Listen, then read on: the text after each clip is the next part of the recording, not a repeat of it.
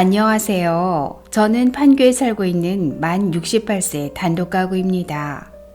아직 결혼하지 않은 딸과 함께 살고 있는데 딸의 직장 근처에 사느라고 판교의 4억 원 전세 아파트에 살고 있어요. 수입은 남편이 남기고 간 유족연금 80만 원이 전부이고 함께 사는 딸이 매달 생활비로 100만 원씩 보태고 있습니다. 기초연금을 받을 수 있으면 좋을 텐데 작년에 탈락했어요.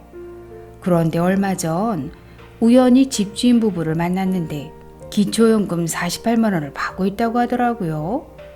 저희에게 전세를 준 집이 시가로 8억 원 정도 하고 남편분이 아직 직장 생활을 해서 월급을 200만 원 정도 받는다고 하던데 참 거기에 국민연금도 100만 원이나 받는다네요.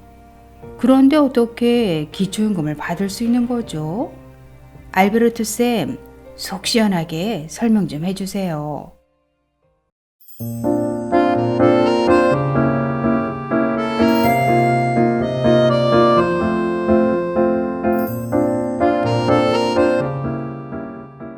안녕하셨습니까? 행복한 인생의 맛 알베르토입니다. 지금의 기초연금은 박근혜 대통령의 대선 공약으로 2014년 시행되었고 모든 어르신들의 분노를 유발시키고 있는 국민연금 연계 감액제도 또한 2014년부터 시작되었습니다.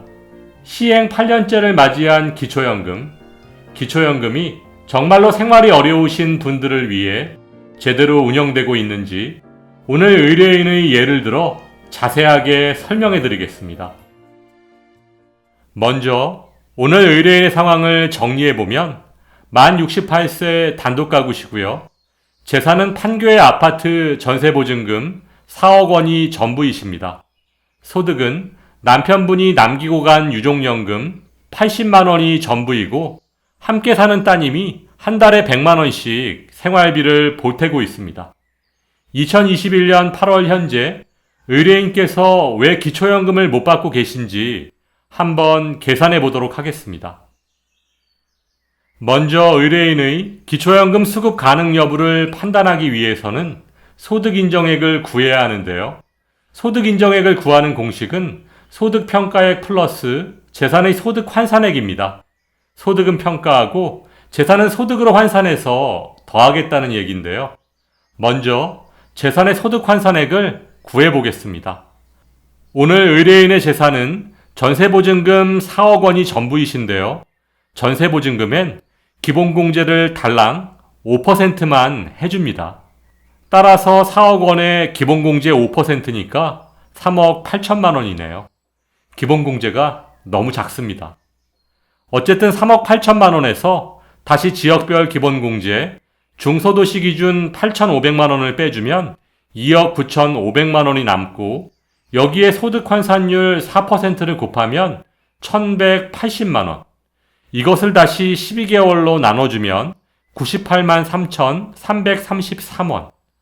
오늘 의뢰인의 재산의 소득 환산액은 98만 3,333원입니다. 그럼 이젠 소득평가액만 구하면 되겠네요. 오늘 의뢰인의 소득은 유족연금 80만원과 따님에게 매달 받고 있는 생활비 100만원이 전부이신데요. 유족연금 80만원은 기본공제 없이 그대로 소득평가액에 반영되고 따님에게 정기적으로 받는 생활비, 즉 용돈은 소득평가액에 반영되지 않습니다. 따라서 소득평가액은 유족연금 80만원입니다. 그럼 이젠 소득인정액을 구할 수 있겠네요. 먼저 구해두었던 재산의 소득 환산액 98만 3,333원에 소득평가액 80만원을 더하면 소득인정액은 178만 3,333원이 됩니다. 따라서 소득인정액 178만 3,333원은 단독가구 연금 기준액 169만 원을 초과하므로 기초연금 수급 대상이 아니십니다. 그럼 이번에는 집주인 부부의 상황을 정리해보면 만 65세 부부 가구시고요. 현재 결혼한 서울의 아드님 집에 함께 살고 계십니다. 또한 오늘 의뢰인에게 4억 원의 전세 임대를 준 판교의 아파트는 시가 8억 원이고 소득은 근로소득 200만 원과 국민연금 월 100만 원을 받고 계십니다. 그럼 집주인 부부의 소득 인정액을 계산해 보겠습니다.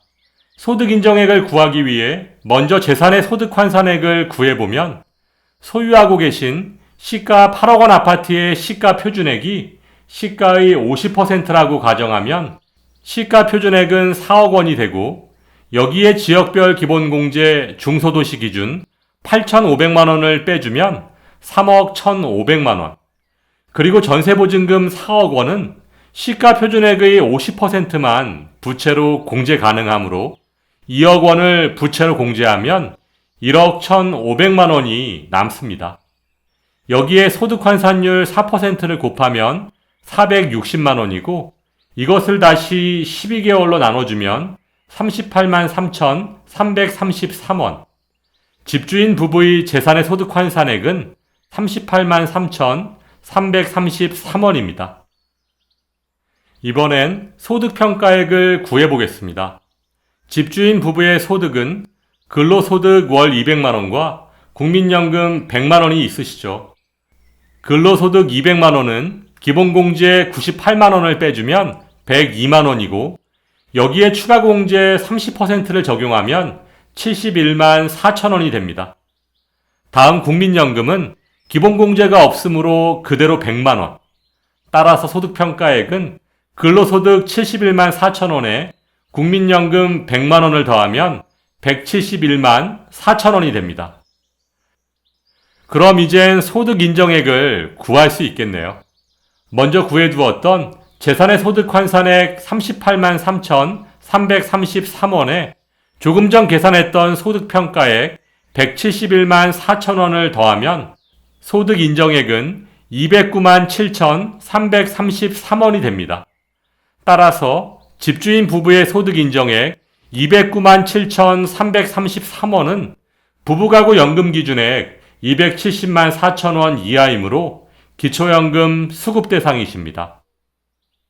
오늘 의뢰인의 경우처럼 세입자는 기초연금을 못 받고 집주인은 기초연금을 받는 상황이 발생하는 이유를 살펴보면 세입자의 4억 원 전세보증금은 기본공제 5%와 지역별 기본공제 8,500만 원을 빼주면 2억 9,500만 원이 일반 재산에 반영되니까 75%가 재산에 반영되는 것이고 집주인의 시가 8억 원 아파트는 시가 표준액을 적용하고 전세보증금을 빼주고 여기에 지역별 기본공제 8,500만 원까지 빼주면 1억 1,500만 원만 일반 재산에 반영되는 거니까 14%밖에 안 되는 거죠.